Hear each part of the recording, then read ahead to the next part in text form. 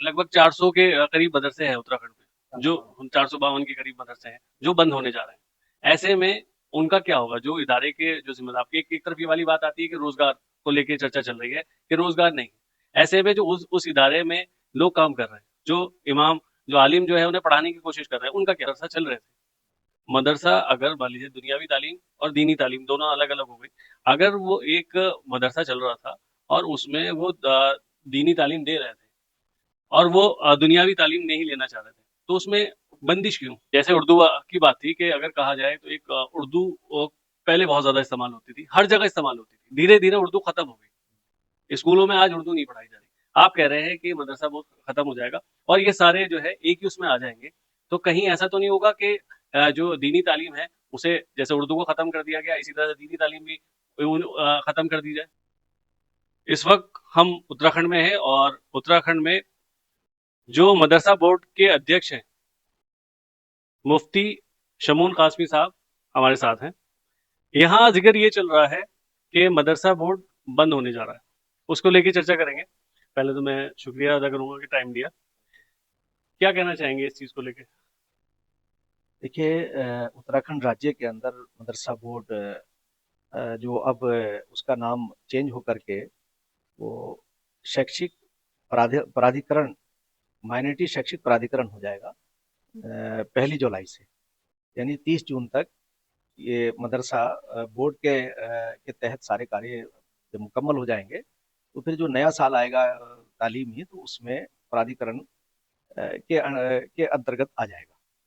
और उत्तराखंड मदरसा education board एक ऐसा बोर्ड था जिसमें सिर्फ और सिर्फ मुसलमानों से रिलेटेड, और वो भी जो मदरसे हैं हमारे, वो यहाँ पंजीकृत थे।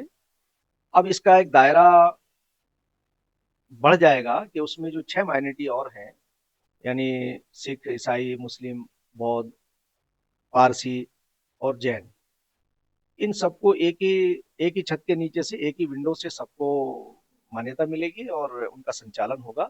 और ये जो मान्यता, जो प्रमाण पत्र मिलेंगे, वो राज्य शिक्षा परिषद से उन्हें मान्यता लेनी होगी।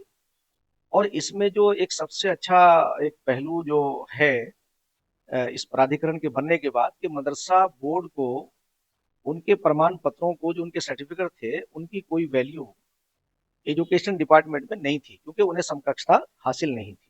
सिर्फ और सिर्फ वो एक एक कागज का टुकड़ा होता था। और यही वजह थी कि पहले हजारों बच्चे हमारे यहाँ एग्जाम दिया करते थे इस उम्मीद पर कि हमें समकक्षता मिल जाएगी। समकक्षता हासिल ना होने की वजह से मदरसा बोर्ड अपने, एक बोर्ड तो था मगर उसे वो अहमियत हासिल नहीं थी जो अब आने वाले दिनों में सीधे अ, शिक्षा परिषद से उन्हें प्रमाण पत्र मिलेंगे और उनका भी भविष्य उज्जवल होगा। जो मदरसों में पढ़ने वाले बच्चे हैं कि वो इंजीनियर बनेंगे, डॉक्टर बनेंगे, आईएएस और आईपीएस बनेंगे। और मैं समझता हूं कि ये सरकार के मुखिया, माननीय मुख्यमंत्री श्री पुष्कर सिंह धामी जी का बहुत दूरदर्शी और बहुत दूरगामी उनका ये निर्णय है। इस निर्णय के आने के बाद मैं ये बात कह सकता हूं कि मदरसों में जो बच्चे पढ़ते हैं वो अपनी धार्मिक एजुकेशन को ऐसे ही हासिल करेंगे जैसे वो करते आ रहे हैं। उसमें उन्हें जो सबसे बड़ी एक चीज हासिल हुई है वो ये है कि उन्हें सरकार का जो सिलेबस है उसे पढ़ने का मौका मिलेगा। और वो सरकार का सिलेबस, जो स्कूल का टाइम है, स्कूल टाइम जो 6-7 पीरियड होते हैं, उसमें उसके आफ्टर स्कूल वो अपने एजुकेशन को, जो धार्मिक एजुकेशन है, वो उन्हें उपलब्ध कराएंगे, जो उनका संवैधानिक मौलिक अधिकार है। इसमें उससे इसमें एक सवाल मैं ये लेना चाह रहा था कि जैसे कि मदरसा चल रहे थे, मदरसा अगर मान लीजिए दुनियावी तालीम और दीनी तालीम दोनों अलग अलग हो गई, अगर वो एक मदरसा चल रहा था और उसमें वो दीनी तालीम दे रहे थे और वो दुनियावी तालीम नहीं लेना चाह रहे थे, तो उसमें बंदिश क्यों? पहले तो मैं आपको सामाजिक पहलू को ही सामने रखता हूँ कि कोई भी धर्म हो, और इस्लाम धर्म तो दीन और दुनिया को अलग नहीं करता। यही मुसलमानों के जवाल का सबसे बड़ा सबब यही है कि इन्होंने दीन और दुनिया को दोनों को अलग तरह से देखा। अगर दीन में दुनिया आ जाए तो वो दीन रहते हुए दुनिया हो जाता है, और दुनिया में दीन आ जाए यानी धर्मार्थ, कहते हैं ना वो बड़ा धर्मार्थ है। तो धर्मार्थ कार्य तो उसे कहते हैं जो लोगों की सेवा करता हो। और धर्मार्थ कार्य कब होंगे? जब आपके पास दोनों रास्ते आपके पास होंगे। आप आपके पास जैसे एक मिसाल के तौर से, एक मिसाल है, कहते हैं लोग, कितना अच्छा वो है कि साईं इतना दीजियो जामे कुटुंब समाए, मैं भी भूखा ना रहूं और साधु भी भूखा ना जाए। तो साधु को भूखा ना जाने का तात्पर्य ये है कि जरूरतमंद आदमी महरूम ना हो।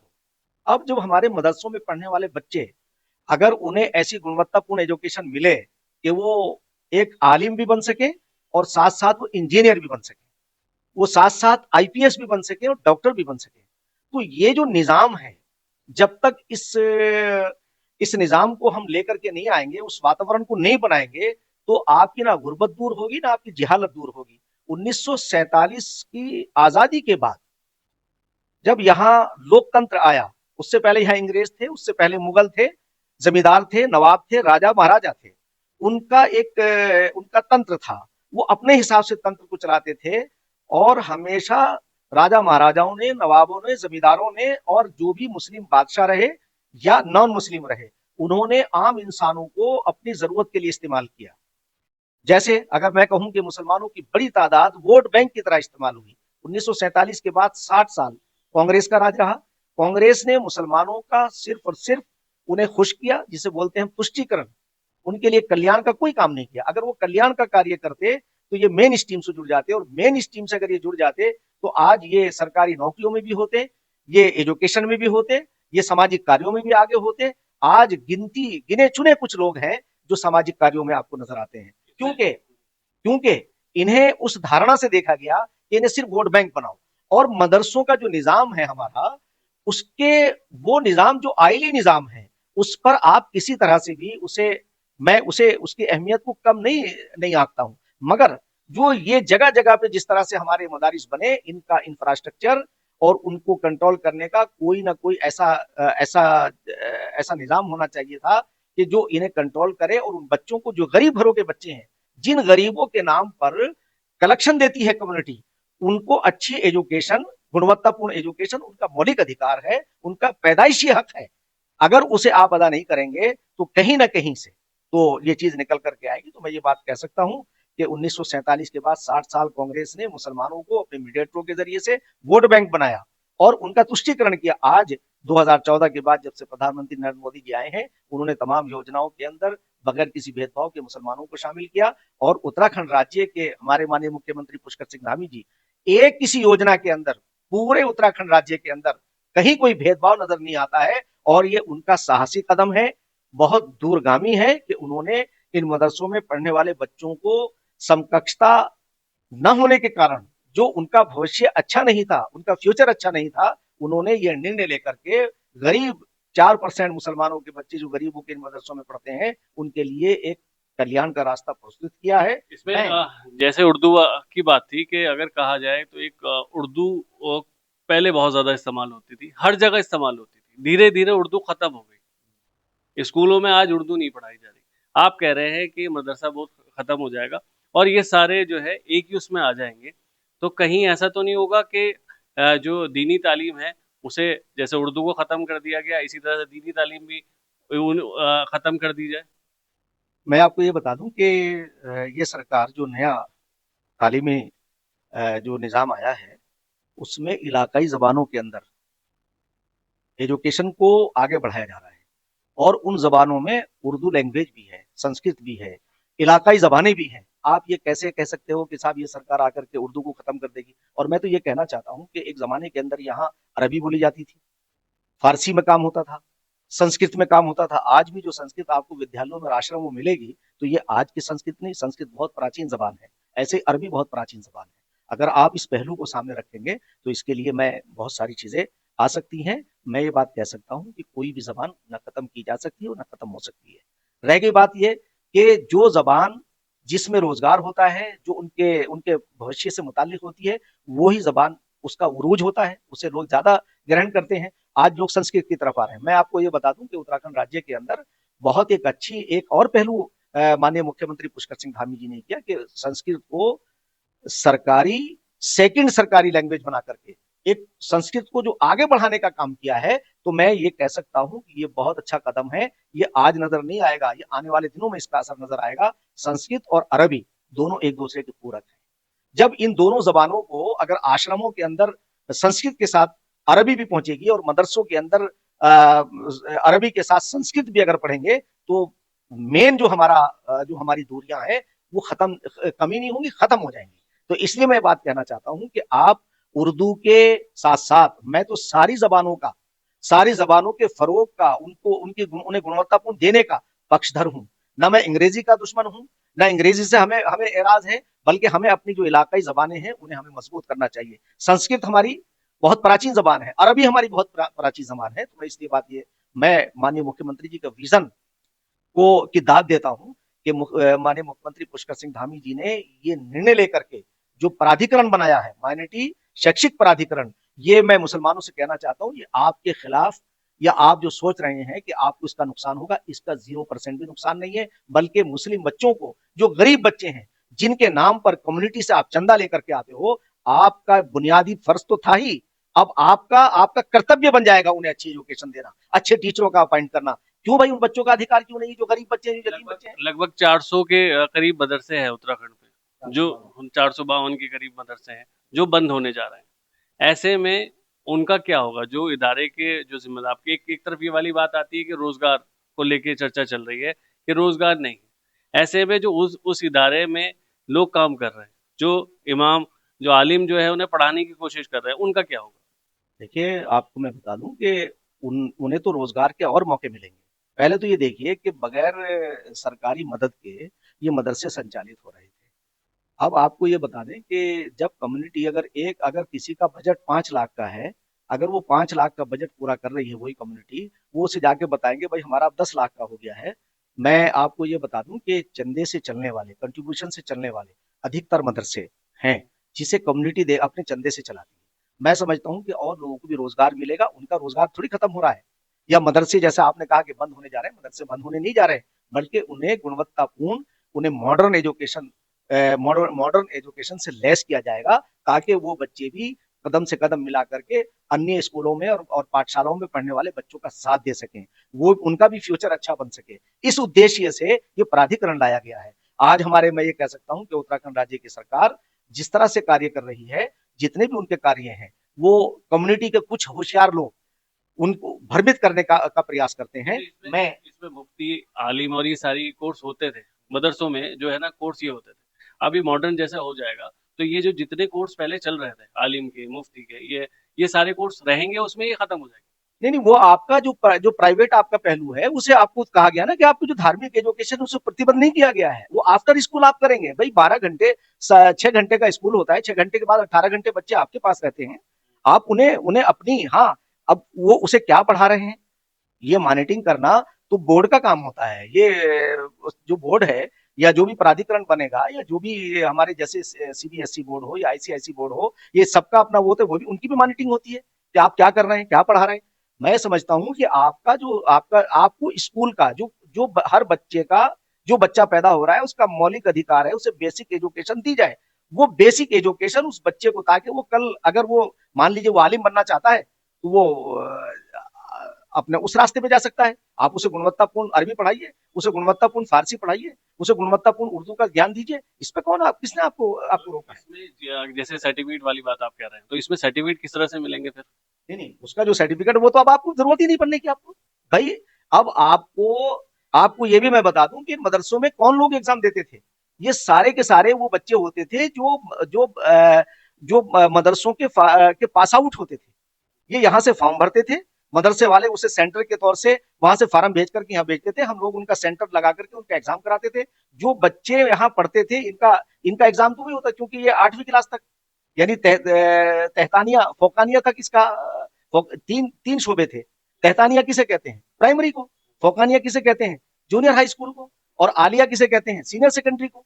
और जो ग्रेजुएशन वाला था आलिम और फाजिल, उसे तो सुप्रीम कोर्ट ऑफ इंडिया ने उसे बैन कर दिया था कि क्योंकि वो बगैर किसी यूनिवर्सिटी के एफिलेटेड हुए बगैर नहीं आप उसे संचालित कर सकते। ये सारी टेक्निकल चीजें असल में क्या है कि क्योंकि मैं फिर कहूंगा कि मुसलमानों के पास ये सारी चीजें तो है नहीं, इसलिए उन्हें सिर्फ भ्रम किया जाता है, एजुकेशन के बारे में जानते नहीं है, जीरो मालूमात है। और जब जीरो मालूमात है तो जो पढ़े लिखे लोग हैं वो उन्हें उनका इस्तेमाल करते हैं, उनका इस्तेमाल ऐसे करते हैं कि सरकार के प्रति वो एक ऐसा माहौल बनाएंगे कि सरकार, कोई भी सरकार, मैं अपने उत्तराखंड राज्य के साथ साथ ये बात कहूंगा कि कोई भी सरकार जन कल्याण के ही लिए कार्य करती है, वो कभी किसी समुदाय विशेष के खिलाफ कोई कार्रवाई नहीं करती है। मैं ये बात कह सकता हूं कि हमारे राज्य के मुख्यमंत्री पुष्कर सिंह धामी जी, उन्होंने, ये तो मैं उनका एक बहुत बड़ा मैं ये समझता हूं कि आने वाले दिन तो इसे साबित करेंगे कि उन्होंने इन गरीब बच्चों की तरफ नजर डाली कि भाई ये बच्चे जो गरीब स्कूलों में मदरसों में पढ़ने वाले बच्चे जो गरीब घरों से आते हैं, ज्यादातर वो हैं जिनके वालदेन जो है वो वीक है, कमजोर हैं, तो इन्हें अच्छी एजुकेशन क्यों नहीं मिलनी चाहिए? आज ये जो अच्छी एजुकेशन देना इनकी मजबूरी हो जाएगी। मैं मुस्लिम समाज से ये कहना चाहता हूँ कि आपके कल्याण का एक रास्ता प्रस्तुत हुआ है। और मैं आपके माध्यम से एक बात और कहना चाहता हूँ, जो लोग भ्रम पैदा करें उन्हें वो आए और आने के बाद हम यहाँ बैठे हुए हमसे पूछें किसी भी एक पहलू के ऊपर कि कहाँ आपका नुकसान है, वो हमें बताने का प्रयास करें। मैं एक बात ये कहना चाहूंगा कि उत्तराखंड राज्य की सरकार, उत्तराखंड राज्य के मुख्यमंत्री एक संवेदनशील हैं, बहुत मानव प्रेमी भी है और निष्पक्ष भी हैं। मैं ये इस बात कहने में मुझे कोई झिझक नहीं है कि उनका ये निर्णय ये मुसलमान बच्चों के लिए, इन यतीमों, गरीबों, बेवाओं और मिस्किनों के लिए अच्छा होने वाला है। उन बच्चों को अच्छी एजुकेशन मिलेगी तो ये मेन स्ट्रीम से जुड़ करके मुख्य धारा से जुड़ेंगे, ये भी राष्ट्र की सेवा कर सकेंगे। और राष्ट्र को सर्वोपरि रखना हर धर्म का, हर हर फर्द की जिम्मेदारी है। और यही काम हमारी जो सरकार है, माननीय मुख्यमंत्री जी के नेतृत्व में हम इस चीज को आगे बढ़ा। तो आपने देखा कि मुफ्ती शमून कासमी साहब ने बहुत खुलकर बात करी, क्योंकि उन्होंने कहा भी कि जो मुझसे बात करना चाहे, जैसी बात करना चाहे वो कर सकते हैं। और मुस्लिमों से अपील की कि वो आकर इसे समझें कि किस तरह से हो सकता है। तो मैं शुक्रिया अदा करूंगा कि बहुत टाइम दिया और मेरे सवालों के जवाब भी दिए। और क्या क्या अपील करना क्या चाहेंगे? बस मेरा ये कहना है कि मुसलमानों को अपने बच्चों को गुणवत्तापूर्ण एजुकेशन देने के लिए किसी भी कोई भी उन्हें दिक्कत और दुश्वारी से गुजरना पड़े, उससे गुजरना चाहिए, चाहे आधी रोटी आधे खर्च करें, अपने बच्चों को गुणवत्तापूर्ण एजुकेशन दें और अपने भाईचारे को बनाए। वसुधैव कुटुंबकम अल खल्कु अयालुल्लाह, हम सब के नफे नुकसान एक हैं और तमाम इंसानियत एक ही परिवार है। हम बगैर किसी शक व शुबा के, कुरान भी ये कहता है, या अय्युहन नास इन्ना खलकनाकुम मिन ज़करिन व उनसा, ऐ लोगों हमने तुम्हें एक ही नर और नारी से पैदा किया है, यानी हमारे दूध और खून के रिश्ते हैं। तो हमारे दूध और खून के रिश्तों की पवित्रता बनी रहनी चाहिए, भाईचारा आगे बढ़े, लोकतंत्र मजबूत हो, यही मैं आशा भी करता हूँ। और अपने अपने राज्य के मुख्यमंत्री श्री पुष्कर सिंह धामी जी का फिर मैं आभार व्यक्त करता हूँ कि उन्होंने ये एक अच्छा फैसला लिया है। इसे लोगों को इससे फायदा उठाना चाहिए और जो मदरसों के संचालक हैं वो गुणवत्तापूर्ण एजुकेशन के लिए प्राधिकरण से उन्हें अपने आप को जोड़ना चाहिए। तो इसी तरह से आपके इंटरव्यू आते रहेंगे। अब जिला बिजनौर से कीरतपुर न्यूज चला है और कोशिश यही है कि हर क्षेत्र में जाके उन बड़े बड़े लोग जो किसी न किसी बड़े पद पे हैं और कुछ अच्छा करने की कोशिश करें, उनसे इंटरव्यू रहे। मैं मोहम्मद फराज, कीरतपुर न्यूज।